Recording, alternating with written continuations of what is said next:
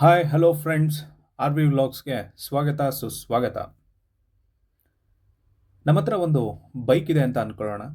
ಆ ಬೈಕ್ನಲ್ಲಿ ಉದ್ದವಾಗಿರೋ ರಸ್ತೆಯಲ್ಲಿ ಹೋಗ್ತಾ ಇರತಕ್ಕಂತಹ ಸಂದರ್ಭದಲ್ಲಿ ಆ ರಸ್ತೆಯ ಅಕ್ಕಪಕ್ಕದಲ್ಲಿ ಎದುರಿಗೆ ಕಾಣೋ ಹಿಮ ಪರ್ವತಗಳು, ನಮಗೆ ತಾಗ್ತಾ ಇರತಕ್ಕಂತಹ ತಣ್ಣನೆಯ ಚಳಿಗಾಳಿ, ಇವೆಲ್ಲವನ್ನು ಅನುಭವಿಸ್ಕೊಂಡು ಒಂದು ಸಿಂಪಲ್ ಆಗಿರ್ತಕ್ಕಂಥ ರೈಡ್ ಮಾಡೋದು ಕೇವಲ ಒಂದು ಪ್ರಯಾಣ ಅಂತ ಅನ್ಸೋದಿಲ್ಲ.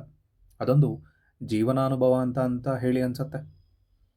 ಇಂತಹ ಜೀವನಾನುಭವವನ್ನು ಪಡೀಬೇಕು ಅಂತ ಹೇಳಿದ್ರೆ ನಮಗಿರ್ತಕ್ಕಂತಹ ಒಂದು ಜಾಗನೇ ಲಡಾಖ್. ಇದೇ ಲಡಾಖ್. ಈ ಲಡಾಖನ್ನೇ ಬೈಕರ್ಸ್ಗಳ ಸ್ವರ್ಗ ಅಂತ ಹೇಳಿ ನಾವು ಕರಿತಾ ಹೋಗ್ತೇವೆ. ಅದು ಭಾರತದ ಉತ್ತರ ಭಾಗದಲ್ಲಿ ಬರ್ತಾ ಹೋಗುತ್ತೆ.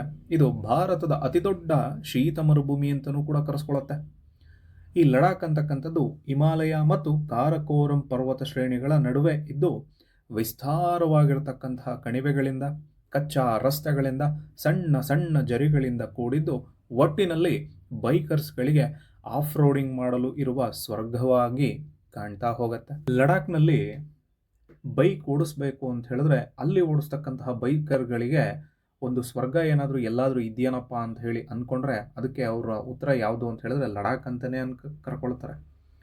ಇಲ್ಲಿ ಬೈಕ್ ಓಡಿಸೋದ್ರಿಂದ ಜಗತ್ತಿನ ಅತ್ಯಂತ ಎತ್ತರವಾಗಿರ್ತಕ್ಕಂತಹ ರಸ್ತೆಗಳಲ್ಲಿ ನಾವು ರೈಡ್ ಮಾಡ್ತಿದ್ದೀವೇನೋ ಅಂತ ಅನ್ಸುತ್ತೆ. ಅದು ನಿಜನೂ ಕೂಡ.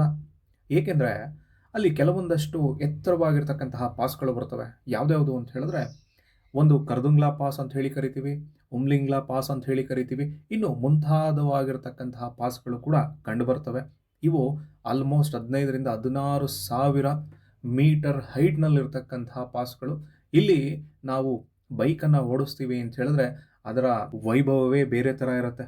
ಅದು ಅಲ್ಲದೆ ಅವನ್ನ ಮೋಟರಬಲ್ ರಸ್ತೆಗಳಾಗಿ ಕೂಡ ಇವತ್ತು ಕನ್ವರ್ಟ್ ಮಾಡ್ತಾ ಕೂಡ ಹೋಗ್ತಾ ಇದ್ದಾರೆ. ಬೈಕರ್ಸ್ಗಳ ಕನಸಿನ ದಾರಿಗಳಾಗಿ ಆ ರಸ್ತೆಗಳು ಕಾಣ್ತಾ ಹೋಗ್ತವೆ.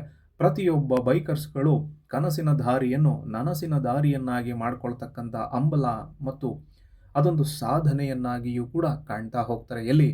ಲಡಾಖ್ನಲ್ಲಿ ಬೈಕ್ ರೈಡ್ ಮಾಡುವಂಥದ್ದನ್ನು. ಹಾಗಾದರೆ ಈ ಲಡಾಖ್ ರೈಡನ್ನು ನಿಜವಾಗಿರತಕ್ಕಂಥ ಆಫ್ ರೋಡ್ ಅಥವಾ ರಿಯಲಿಸ್ಟಿಕ್ ಆಫ್ ರೋಡ್ ಅಂತ ಹೇಳಿ ಕರಿತಾ ಹೋಗ್ತೀವಿ. ಇಲ್ಲಿ ಆಫ್ ರೋಡ್ ಅಂತ ಹೇಳಿದ್ರೆ ಏನು ಹಂಗಂದ್ರೆ, ಇಲ್ಲಿನ ರಸ್ತೆಗಳಲ್ಲಿ ಟಾರ್ಗಳು ಕೂಡ ಇರೋದಿಲ್ಲ, ಕಲ್ಲುಗಳಿರ್ತವೆ, ಮಣ್ಣುಗಳಿರ್ತವೆ, ನದಿ ದಾಟ್ತಕ್ಕಂತಹ ಸಣ್ಣ ಸಣ್ಣ ದಾರಿಗಳಿರ್ತವೆ. ಇಲ್ಲಿ ಪ್ರತಿ ಕಿಲೋಮೀಟರ್ ದಾಟುವಾಗಲೂ ಕೂಡ ಅಲ್ಲಿರ್ತಕ್ಕಂತಹ ಬೈಕರ್ಸ್ಗಳಿಗೆ ಹೊಸದಾಗಿರ್ತಕ್ಕಂತಹ ಸವಾಲುಗಳು ಎದುರಾಗ್ತಲೇ ಇರ್ತವೆ. ಇಂತಹ ಸವಾಲುಗಳನ್ನು ಎದುರಿಸುವವರಿಗೆ ಮೈ ಜುಮ್ಮೆನ್ನಿಸುವ, ಮೈ ನವಿರೇಳಿಸುವಂತಕ್ಕಂತಹ ಅನುಭವವನ್ನು ಅವರು ಪಡ್ಕೊಳ್ತಾ ಹೋಗ್ತಾರೆ. ಇಂತಹ ಕಡೆಯಲ್ಲಿ ಸವಾಲುಗಳನ್ನು ಎದುರಿಸ್ತಾ ಇರತಕ್ಕಂತಹ ಜಾಗದಲ್ಲಿ ಒಂದು ಕ್ಷಣ ನಮ್ಮ ಬೈಕನ್ನು ನಿಲ್ಲಿಸಿದಾಗ ನಮ್ಮ ಕಣ್ಮುಂದೆ Pangong lake, ಸೋಮೊರಿರಿ, Nubra valley, long stretch ಆಗಿರ್ತಕ್ಕಂತಹ ರಸ್ತೆಗಳು, ಇಂತಹ ದೃಶ್ಯಗಳು ನಮ್ಮ ಕಣ್ಣಿನ ಎದುರುಗಡೆ ಕಾಣಿಸ್ಕೊಳ್ಳೋದ್ರ ಮೂಲಕವಾಗಿ ನಮ್ಮ ಮನಸ್ಸಿಗೆ ಅಥವಾ ನಮ್ಮ ಮನಸ್ಸನ್ನು ಒಂದು ರೀತಿಯಾಗಿರ್ತಕ್ಕಂತಹ ಶಾಂತತೆಯ ಕಡೆಗೆ ತಳ್ಳಿಬಿಡುತ್ತೆ. ಇಂತಹ ರಸ್ತೆಗಳಲ್ಲಿ ನಮಗಿನ್ನೂ ಏನೇನು ಸಿಗುತ್ತೆ ಅಂತ ಹೇಳಿದ್ರೆ ಯಾವುದೇ ರೀತಿಯಾಗಿರ್ತಕ್ಕಂತಹ ಟ್ರಾಫಿಕ್ ಜಂಜಾಟಗಳೆಲ್ಲ, ಹಾರ್ನ್ ಮಾಡ್ತಕ್ಕಂತಹ ಶಬ್ದಗಳು ಅಥವಾ ಶಬ್ದ ಮಾಲಿನ್ಯವೇ ನಮ್ಗೆ ಕಾಣೋದಿಲ್ಲ.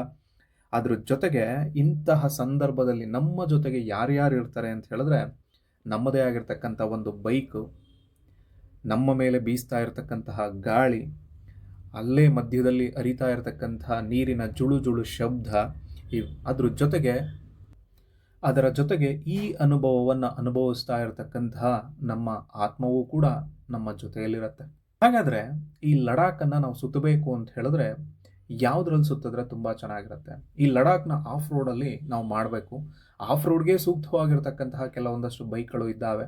ಅದರಲ್ಲೂ ಮುಖ್ಯವಾಗಿ ಲಡಾಖ್ನ ರಾಜ ಅಂತ ಹೇಳಿ ಗುರುತಿಸ್ಕೊಳ್ತಾ ಹೋಗುತ್ತೆ. ಯಾವುದು ಅಂತ ಹೇಳಿದ್ರೆ ರಾಯಲ್ ಎನ್ಫೀಲ್ಡ್ ಬೈಕ್.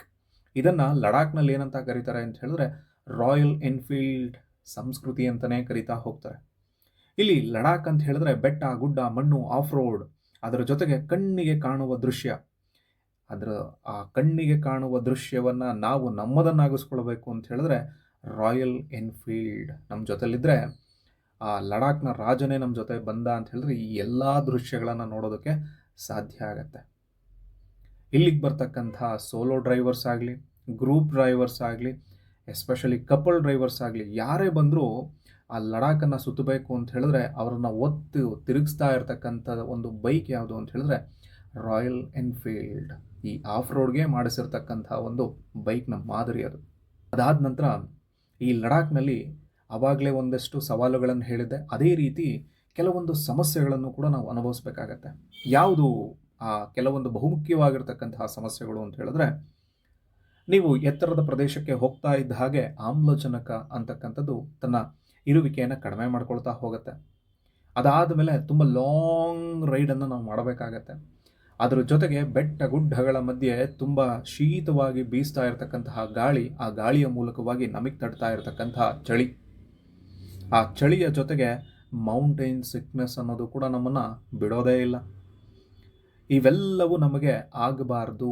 ಈ ಒಂದು ಸಮಸ್ಯೆ ಕಡಿಮೆ ಆಗಬೇಕು ಅಂತ ಹೇಳಿದ್ರೆ ನಾವೇನು ಮಾಡಬೇಕಾಗತ್ತೆ ಅಂತ ಹೇಳಿದ್ರೆ, ನಾವು ಅಲ್ಲಿಗೆ ಹೊರಡೋದಕ್ಕೂ ಮುಂಚೆ 1-2-3 ದಿನ ಅಲ್ಲಿ ಹೋಗಿ ತಂಗಿ ನಾವು ಆ ಪ್ರದೇಶಕ್ಕೆ ಅಕ್ಲಮಟೈಸ್ ಆಗಬೇಕು. ಆ ಅಕ್ಲಮಟೈಸೇಷನ್ ಆದಮೇಲೆ ಈ ಸವಾಲುಗಳನ್ನು ನಾವು ಆರಾಮಾಗೆ ಎದುರಿಸ್ಕೊಳ್ಳೋದಕ್ಕೆ ಸಾಧ್ಯತೆ ಇದೆ. ಇಂತಹ ಸವಾಲುಗಳನ್ನು ಎದುರಿಸ್ಕೊಂಡ ಮೇಲೆ ಲಡಾಖ್ ಸರ್ಕ್ಯೂಟ್ ಮುಗಿಸಿದ ಮೇಲೆ ಪ್ರತಿ ಬೈಕರ್ನ ಮುಖದಲ್ಲಿ ಒಂದೇ ಒಂದು ಭಾವನೆ, ಮಂದಹಾಸ ಮೂಡುತ್ತದೆ. ಆ ಮಂದಹಾಸವೇ ನಾನು ಲಡಾಖ್ ಸರ್ಕ್ಯೂಟನ್ನು ಮುಗಿಸಿದ್ದೇನೆ, ನಾನು ಇದನ್ನು ಸಾಧಿಸಿದೆ ಅಂತ ಹೇಳಿ ಒಂದು ಹೆಮ್ಮೆ ಅವನಲ್ಲಿ ಮೂಡ್ತಾ ಹೋಗುತ್ತೆ. ಇದರಿಂದಾಗಿ ಲಡಾಖ್ ಅಂತಕ್ಕಂಥದ್ದು ಕೇವಲ ಸ್ಥಳವಲ್ಲಪ್ಪ, ಅದೊಂದು ಬೈಕರ್ಸ್ಗಳ ಸ್ವರ್ಗ. ಸೊ ಹೆವೆನ್ ಆಫ್ ಬೈಕರ್ಸ್ ನನ್ ಅದರ್ ದ್ಯಾನ್ ಲಡಾಖ್. ಲಡಾಖ್ನ ವಿಡಿಯೋ ನಿಮಗೆ ಇಷ್ಟ ಆಗಿದೆ ಅಂತ ಹೇಳಿ ಅಂದ್ಕೊಳ್ತೀನಿ. ಈ ವಿಡಿಯೋ ನಿಮಗೆ ಇಷ್ಟ ಆಗಿದ್ದರೆ ವಿಡಿಯೋಗೆ ಒಂದು ಲೈಕ್ ಮಾಡಿ, ಶೇರ್ ಮಾಡಿ. ಇದೇ ರೀತಿಯಾಗಿರ್ತಕ್ಕಂತಹ ವಿಡಿಯೋಗಳು ಇನ್ನು ಮುಂದೆ ಬರಬೇಕು ಅಂತ ಹೇಳಿದ್ರೆ ಸಬ್ಸ್ಕ್ರೈಬ್ ಮಾಡಿ. ಐ ಹೋಪ್ ಈ ಒಂದು ಇನ್ಫಾರ್ಮೇಷನ್ ನಿಮಗೆ ಇಷ್ಟ ಆಗಿದೆ ಅಂತ ಹೇಳಿ ಅಂದ್ಕೊಳ್ತೀನಿ. Thank you.